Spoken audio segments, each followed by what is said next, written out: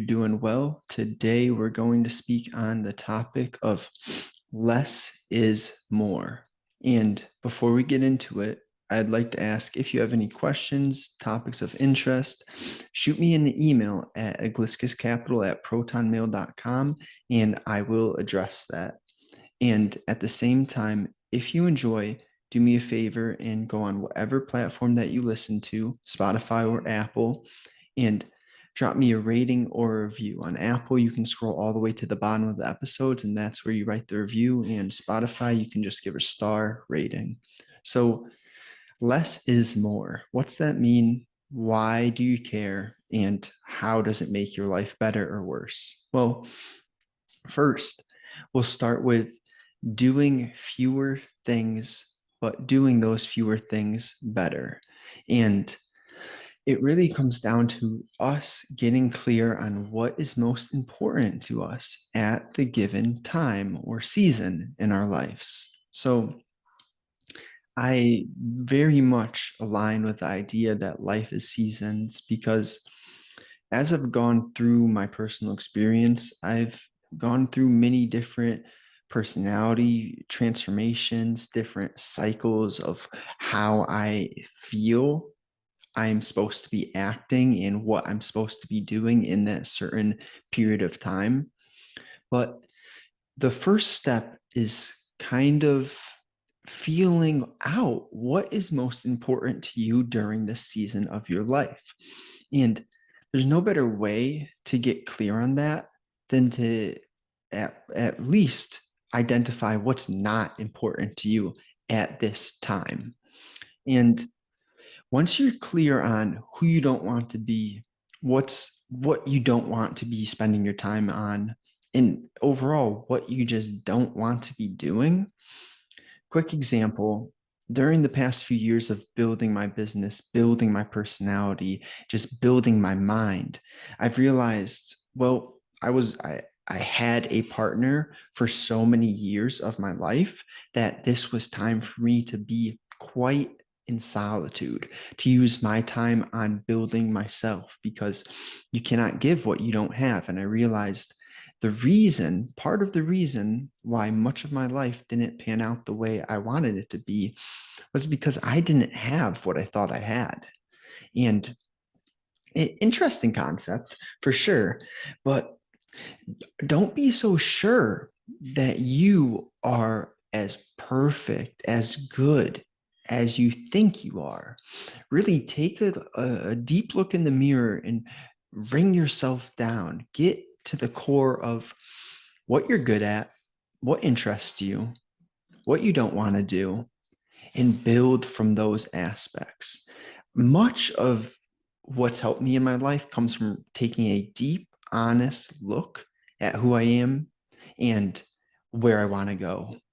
Because reflection, that is the first step to figure out, okay, I can do it better there. I don't want to be doing that. So, along with reflection and getting clear on what you don't want, what you do want, what brings you a feeling of value, that is critical. And often I've seen that humans are linked. The meaning, the value that humans feel is directly correlated to two things. Number one, the amount of responsibility someone takes in their life. And number two, the amount of service that people are doing for other humans. So, with the responsibility in serving others, look for those in where you get feelings of meaning and fulfillment and intellectual improvement. You, odds are, will find your path, your career in some unit of either those where you're providing a good service for another human, or you're being responsible in some way. You see, the way you perceive things, that matters very much. So if you're a cashier in a grocery store, yeah, you are providing service to someone. It just matters to your deep knowing. For me, that's not the type of service that qualifies for a feeling of fulfillment. But for other people, you might feel amazing knowing that you're providing that process for them. Just being, even though I would label a cashier as a sort of a cog in a bigger mechanism, you're still having some sort of responsibility and some sort of service. It's just the individual's job to really identify what tier or level does that service need to be at. And I'm not acting as if my ego is huge and I think I can just change and revolutionize the world. I just have this inner tear inside that tells me you have to push the limits, and settling for average is going to leave you unfulfilled and full of regrets. So I still have moments of doubt almost every day. And I have to remind myself, realign with the big picture. So, where are you getting your feeling of value from? And simplify what your priorities are. Master a few things, master one thing, and then expand. So, if your priority right now is to get in the best shape of your life and to build a good relationship with your partner, those are your priorities. Do not stretch yourself too thin in a manner where you're aiming to get a promotion, build your dream car, and get in your best shape and have the best relationship. Because those four things, they take a lot of time, effort, and energy. And you're much higher, you're much more likely to achieve two of those priorities if you keep them at two priorities rather than stretching yourself to four. And this is for the individual to figure out how good can you get at diversifying your focus, how articulate can you become with the use of your time and energy. I am much more of a fan of, okay, we're doing well with two, maybe let's implement three, but don't make this massive jump from two to four, because odds are you're going to cycle yourself into a unsustainable pattern and therefore run into a burnout situation, which really, it's like, how much work can you do without forcing yourself to sit out or to come into that burnout cycle? Test the limits, take note, reflect, reiterate, see where you can do better, see what you can take out that might have been holding you back, and then adapt, adjust, and try again. It's this constant process that it's really never ending.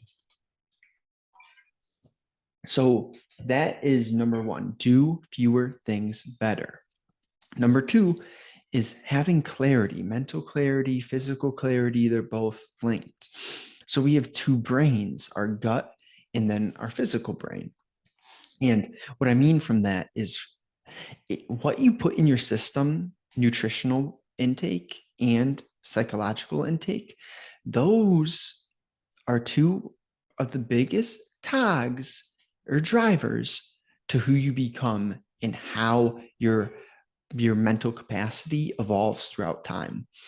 You put garbage in, you get garbage out. Love that saying. It's simple, it's efficient. So consume things where after you consume it, you are thinking, you're brainstorming. And okay, it's fine to numb yourself. What I mean by numb yourself is to watch a funny show, to watch a comedy skit, something where you're not learning. 100% normal. But my point is, if that is your form of numbing yourself, it's much better than the harsher forms, which involve substances and fast food and like entertainment and distractions can come in so many different forms. And I want you to be very clear on the fact that some entertainment and distractions completely tolerable, but what is the level that you're participating in the numbing in the distraction? Is it something that you are not harmed by, or Is it something like fast food that clogs your brain? It makes it so much harder for you to think clearly 2, 4, 6, even 24 hours after eating fast food. Our systems are very complex, and food, substances, everything you put in your body stays in your body much longer than you think. It's interesting. So be clear with what you're putting in your body. Everything is a trade-off. So if you want to eat that McDonald's, I'm not saying that is going to kill you, but what it's going to do is slow your cognitive performance, slow your ability to, it's going to destroy your physical performance. And sure, you'll get some instant artificial dopamine. You'll get some good taste. Like, I understand there's trade-offs, but what's more important to you? Top physical and cognitive performance or some instant gratification? That's really what it comes down to. So the mind can become a prison. And this is something that is a never ending process that we are meant to work through. For me, getting physically moving, waking up early prompts my physical action. And to attack the day with some sort of training, a workout, a run, boxing, something physical, it is doing one of the hardest tasks, the hardest activities early in the day. I swear it is such a amazing action for you to get moving, do the hard thing early in your day. The rest of your day seems easier. These weird mental tricks. I don't know where to begin when it comes to breaking it down, but 10-year-old language, you do that workout early, you know it's hard. You push through that hard workout. Rest of the day, when hard things come at you, they're just not nearly as hard. Like, I'm not saying the rest of the day is pancakes and easy daisies. It's still challenging, but figuring out how to make the hard things easier through healthy practices and routines, man, that is priceless, extremely valuable. So, third, the battery or the vacuum. This relates to people, environments, intake, and many other areas. Those are just a few. I don't want to go on and just list. It comes down to, does that environment make you feel better when you've left? So there's the anticipation of an activity, and that's usually where you get most of the dopamine from. You probably are more excited for the party than you're actually excited at the party. Of course, if you've had 5 shots, that might be another story. Point is, when I first started drinking, I didn't view this in this framework at all. I was very much into instant gratification, looking forward to the event, participating in the action, which did make me feel good for a short period of time. But I never focused on the what comes afterwards. And oh my gosh, that is so extremely valuable to be aware of how this action, person, whatever, is going to make me feel after I leave. Because there's so many activities that we do in the moment that feel good. But then after, you have a sense of guilt, shame, low energy, just anger within. That is your internal being, consciousness, soul, God, whatever we label it, informing you that that was not the best use of your energy and time. Think about yourself, who you are, as a being of energy. And you, once you recognize that you're more than a human, you're not a human doing, you are a spiritual being in a human body, You have this broader lens about how everything you do, say, think, and act has a bigger ripple effect than initially perceived. And it's interesting, but this is just how the world works. You can feel when someone walks through your environment and they are just oozing with positivity, oozing with confidence. And it's hard to put these things into words, but you feel it's something on a frequency level, a vibrational level. That's why I say the word feel, because you really, it's, I could try to break it down very complex, or I could just refer to vibes. It is the energy that someone gives off. Simple as that. So first, I get it. You want to aim to survive. You need to survive.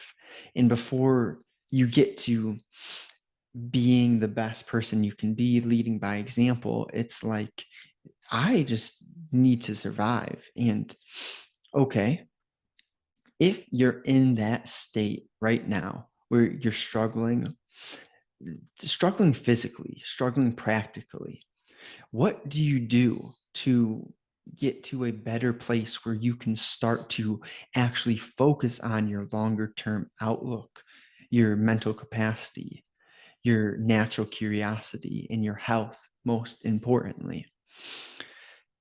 I would say let's do simple steps. Analyze your expenses and your income. Get rid of all the things that you are spending money on that are not serving your future self.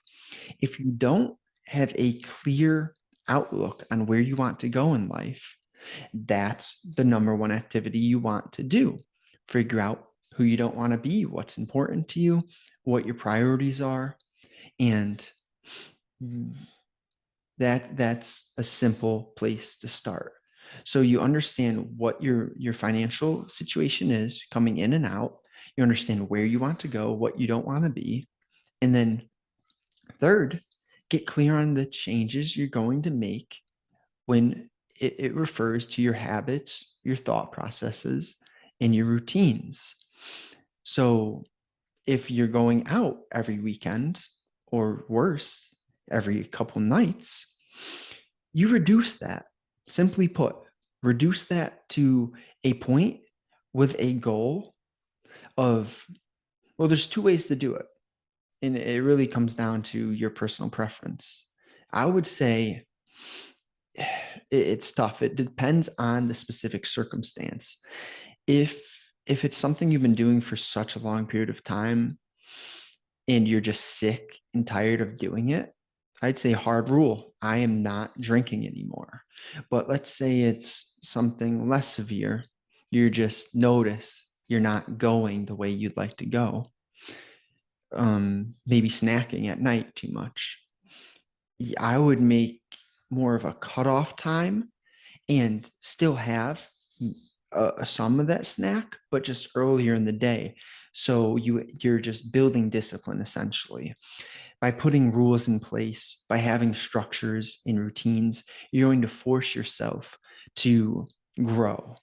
See, if any high performing human with a big goal relied just upon their feelings, they would not do shit.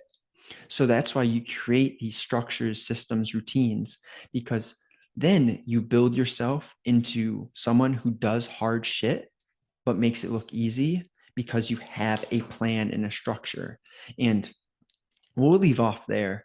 I hope that provided some value for you. If you are to take away anything from this episode, just understand that you don't want to be too hard on yourself. At the same time, you need to reflect. Ask questions. The better questions that you ask, let me rephrase. The fastest way to get to a better place is to start asking yourself better questions. So, what's a better question? Okay. How am I going to feel better? I've been sick lately. What about what do I need to do today to speed up my recovery process? The first question wasn't horrible. The second question is just clearer, more precise, and that's what you want. Precision and accuracy, very important.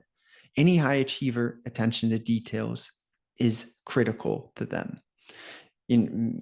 I won't say any, but a majority. I'll go on a limb and say majority. If you enjoyed, I appreciate your time. Drop me a rating, review, send me an email, iglesiascapital@protonmail.com. Have a good day.